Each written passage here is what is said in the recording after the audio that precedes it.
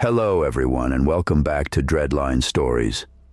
I know many of you use these videos to fall asleep, so before you drift off, I'd love it if you could leave a comment letting me know where you're listening from around the world. Also, don't forget to like and subscribe if you're enjoying this video. I checked into the Pine Valley Inn on a whim. It was getting dark, rain was falling in thick sheets, and the GPS had led me off the main interstate miles ago. The place was older, tucked among towering pines at the edge of town, its neon sign buzzing faintly in the mist. Inside, the front desk was empty. I tapped the bell once, twice, before an older woman shuffled in from a back office. Her skin was pale, almost waxy, and she smiled a little too widely as she handed me the key to room 12. The room itself was fine. Dated floral wallpaper, a musty armchair in the corner, a bedspread that had seen better decades. I set down my bag and tried to shake off the unease. But around midnight, I woke to the sound of running water.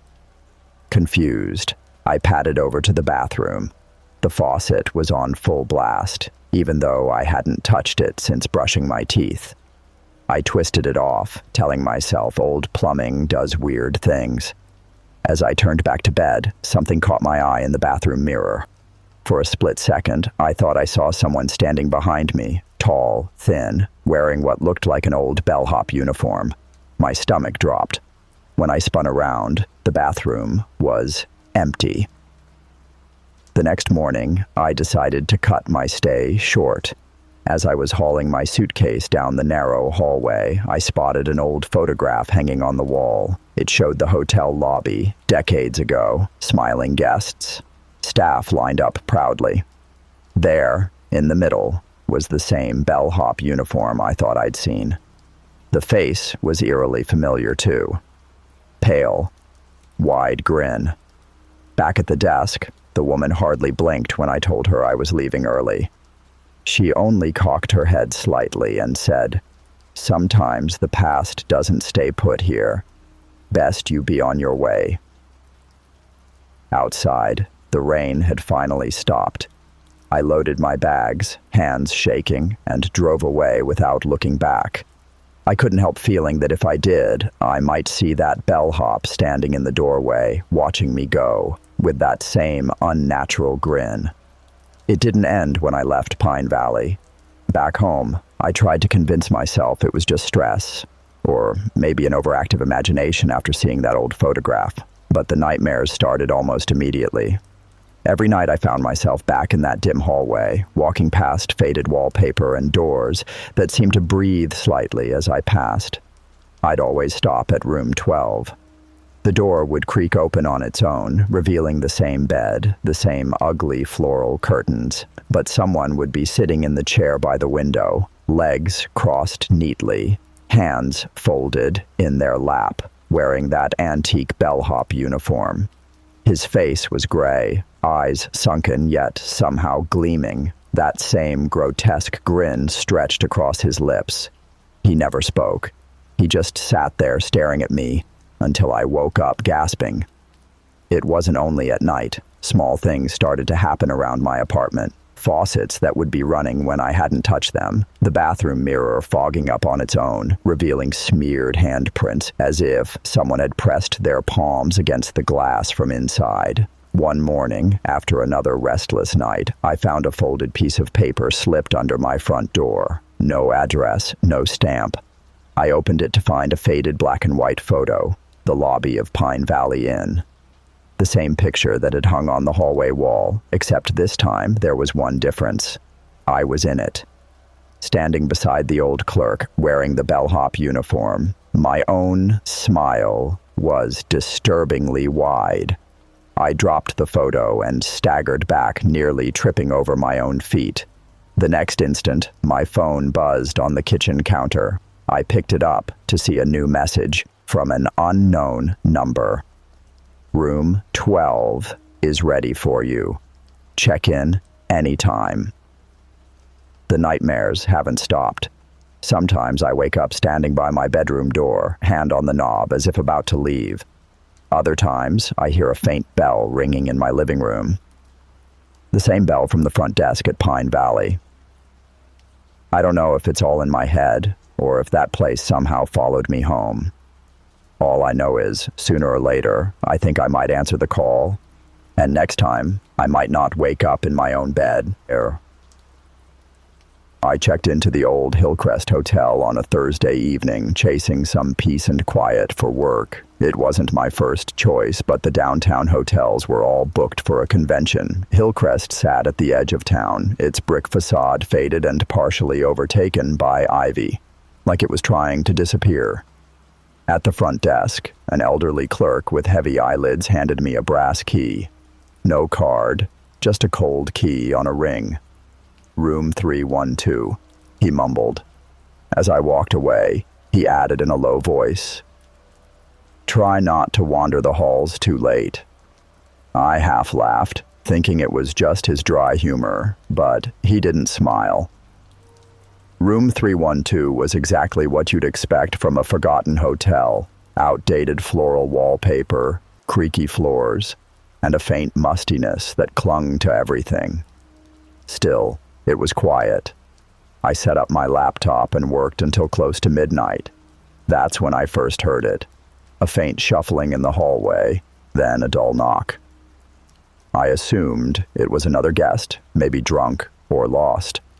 But when I checked through the peephole, no one was there. The hallway stretched dim and empty under buzzing lights. I crawled into bed, telling myself I was just tired. Around 2 a.m., I woke to the sound of voices right outside my door, whispering. 2 or 3 people, their tones urgent but muffled. I couldn't make out the words, only that they were right there, separated from me by an inch of wood. I lay frozen until it stopped. The next morning, bleary-eyed, I tried to laugh it off as a dream. Downstairs, I asked the clerk if anyone else was on my floor. He shook his head. "Just you. We don't book many rooms up there." That night, I double-locked the door and left the bathroom light on. Around 1 a.m., I awoke to soft footsteps inside my room. I didn't move. I didn't breathe. I just stared at the faint band of light under the bathroom door, waiting to see if a shadow would pass. It did. A figure stood in front of the light for a full 3 seconds. Then it was gone. I grabbed my phone, hands shaking, and fumbled with the flashlight. When I finally worked up the nerve to swing my feet over the bed, I found the carpet cold, damp even, like someone had tracked in rain. But outside, the night was dry. The rest of the night I spent in the lobby, wide awake under harsh fluorescent lights, waiting for dawn so I could check out. When I left, the clerk simply nodded, as if he knew exactly why I was going. I never planned on going back to Hillcrest. After that night, I thought I was done with it forever. But a month later, work dragged me back to the same small town, and somehow every decent hotel was booked solid. I found myself in the same stale lobby of the Hillcrest, the bell on the counter tarnished, the smell of old wood and mildew stronger than I remembered. The same clerk was there, his eyes drifting over me without recognition. He handed me a key, this time to room 309, just a few doors down from where I'd stayed before. I told myself it was fine. Just 2 nights. I even laughed a little at how badly my mind had played tricks on me last time. But the moment I stepped off the elevator, a prickle ran up my neck. The hallway seemed darker than it should be. The bulbs overhead dimmer or maybe dustier.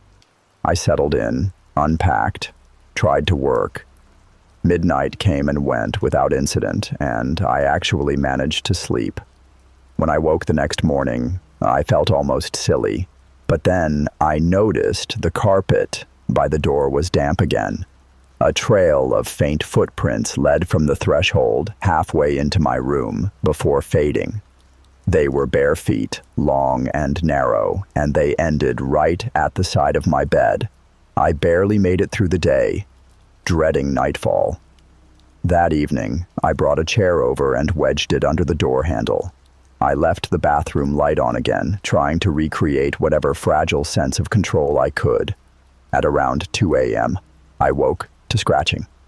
Slow, deliberate. Not like a rodent, more like fingernails tracing lines across the wood of the door. Then came a voice, soft, almost sing-song, right on the other side. "Why'd you come back?" I didn't answer. Couldn't. I squeezed my eyes shut and pulled the blankets over my head like a terrified child. The scratching grew louder, turning to pounding. Then, nothing. Dead silence.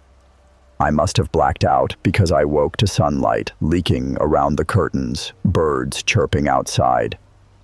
The door was still blocked by the chair, untouched, but when I looked closer, I saw thin splinters of wood on the carpet. The door had long, fresh scratches dug into it, right around the lock. I packed up and left without showering, without even brushing my teeth. Down in the lobby, the clerk finally looked me right in the eyes. "Some people," he said, almost a whisper, "they don't get to leave twice." I didn't reply.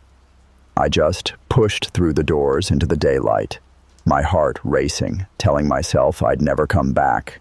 But the worst part, in my rearview mirror, as I pulled away, I thought I saw someone standing in my third-floor window, just watching. I'd just turned 34 and landed a contract job that seemed too good to be true, a full month managing renovations at an old boutique hotel on the outskirts of Santa Fe. It wasn't glamorous work, mostly overseeing crews while they replaced carpets and patched up cracked plaster. But the pay was solid, and the hotel covered my stay. I told myself it'd be a nice change from my tiny apartment in Albuquerque. The place was called the Arroyos.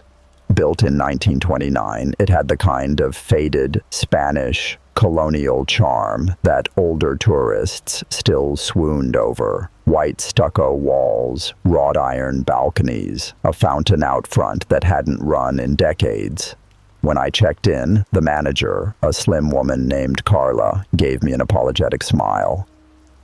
"We're still operating with minimal staff. You might be the only overnight guest this week," she said, handing me a real brass key on a red leather fob.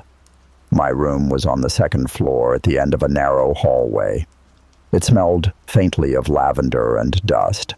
The window looked out over the courtyard where string lights hung dark and tangled. That first night I couldn't sleep. The radiator clanked and sighed, settling in the chilly spring air. Around 2 in the morning, I heard something that made me sit straight up in bed, the soft, unmistakable creak of my door slowly opening. I snapped on the bedside lamp. No one was there, and the door was shut tight. The next day, I brushed it off as a dream, stress and a creaky old building. But it happened again the following night. I drifted off when I felt the mattress shift, as if someone had sat down on the edge. My eyes flew open to total darkness. I didn't dare move. For a long minute, there was only the sound of my shallow breathing.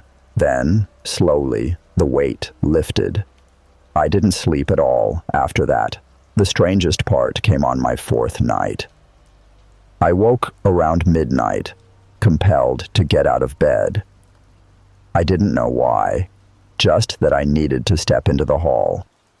When I opened the door, the hallway lights were out. But down at the far end, a soft glow spilled from one of the guest rooms. A silhouette stood just inside, someone tall and lean. They turned slightly, and though it was too dark to see clearly, I swear I saw a faint grin, pale and deliberate. Then the door shut by itself, taking the light with it. I could barely breathe.